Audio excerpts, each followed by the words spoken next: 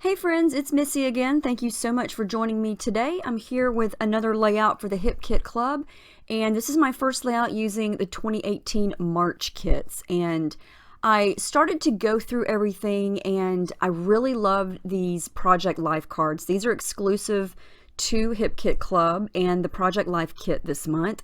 I love the soft, springy colors, and I really have been wanting to use this cut file. It's kind of hard to see here. I've already cut it.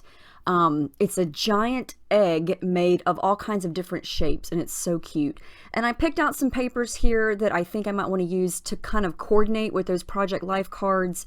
And I've got some Easter pictures here. These are pictures of my youngest child. She doesn't like to hunt eggs. She likes to toss them around. And so this is going to be my egg toss layout, and I'll talk about the pictures as we go.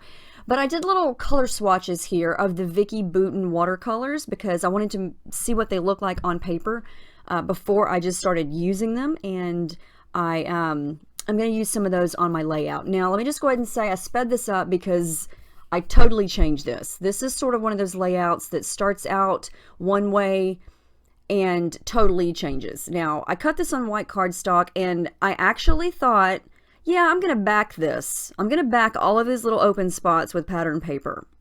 I actually thought that in my head. Sounded like a good idea. So I do one, and then I realize I've only got 8,000 more. This is going to take forever. And am I really in the mood to do this? No, I am not. So I peeled it off, and I thought, I'll do a different kind of background. So I took the time to very, very detailed here, glue this down onto some pink cardstock, and then I thought I'm gonna make this kind of a textury, there I go again saying that word, it's not a real word, textured background with this egg shape kind of running off the side. So I'm gonna take my gesso and cover most of it up, and it actually looks really cool. I just wind up not loving it, and if I don't love it, I don't know, you can be the judge of it. Maybe you liked it. Maybe I saved it. I didn't throw it away. But so I've got a lot of this covered, but the texture is still there, and you can still see the shape of the egg. And I picked out some of the watercolors here, and these are very pigmented, so it does not take a lot.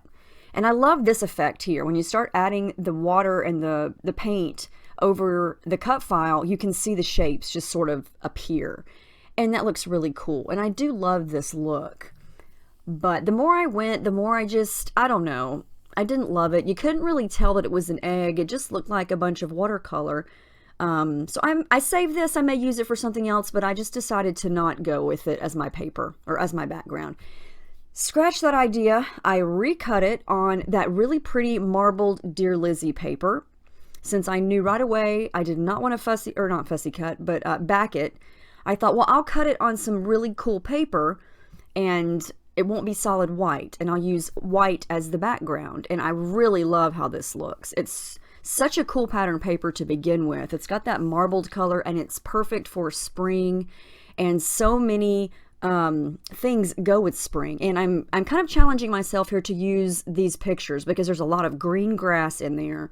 And but I love how this turns out, and hopefully you will too. Now, of course, I saw those butterflies, and right away I knew I had to fussy cut those out. And I'm only going to wind up using 2 of them, but this is kind of my idea here. I'm going to sort of almost run the egg off the side of the paper, and then fussy cut a couple of flowers out of that really pretty floral Dear Lizzy paper.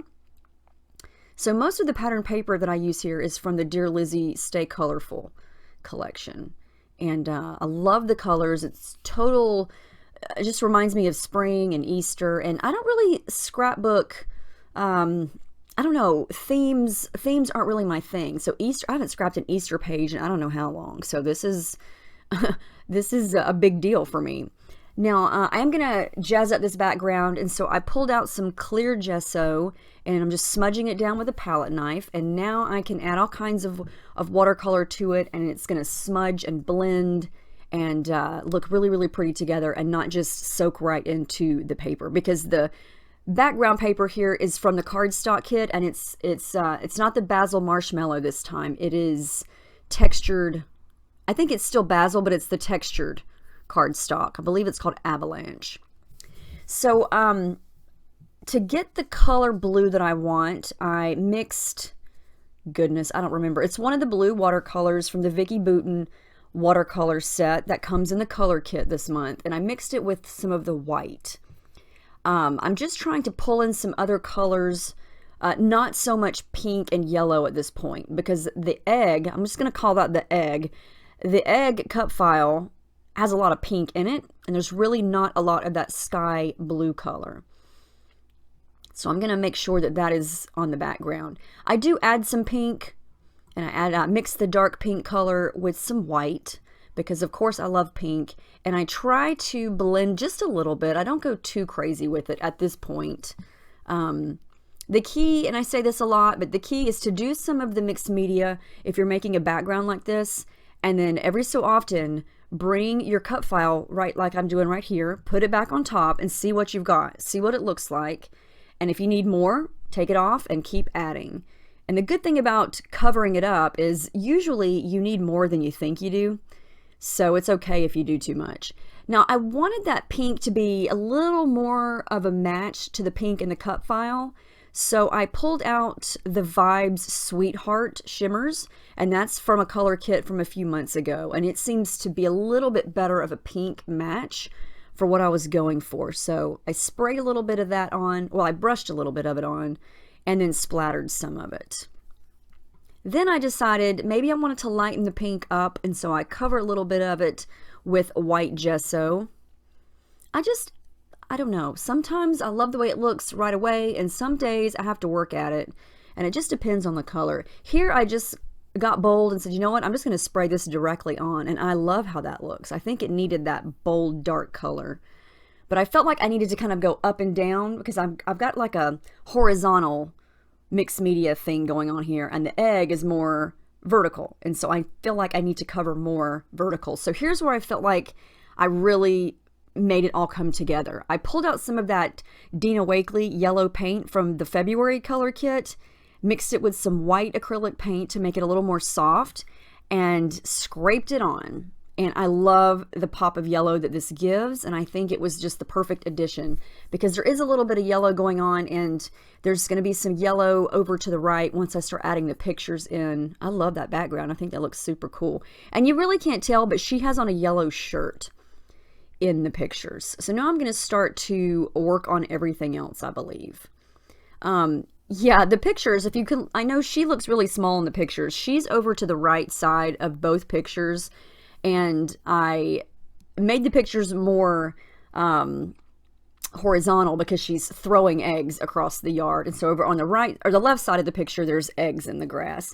Now here's what I'm doing. I decided instead of trying to glue this down, I pulled out a sheet that you just saw there, and that is from Thermoweb. Oh, here's where I did some stitching. And that Thermoweb sheet has a bunch of teeny tiny sticky dots on it. It's like the entire sheet is covered with sticky dots. And so whatever you lay on top of it and then you peel it off, the sticky dots are going to stick to it. And so it's perfect for an intricate die cut like this. So I just pressed it down, peeled it up, and then automatically the back of it's sticky. And so then I could just stick it down. But I did go around 3 big circles around the egg with my sewing machine just to make sure it was all stuck down, because I learned from my previous mess up that it's going to take forever to put glue behind that thing because there's so many open spots. So yeah, that sticky sheet worked great. But anyway, so I put all the flowers, the butterflies where I wanted them. I'm going to start to add in some thread and then start to work on my embellishments. And clearly the background is busy, so I don't want to get too crazy with a lot of things covering up the egg because of the color, because of the texture, because of all of those little flowers and star shapes.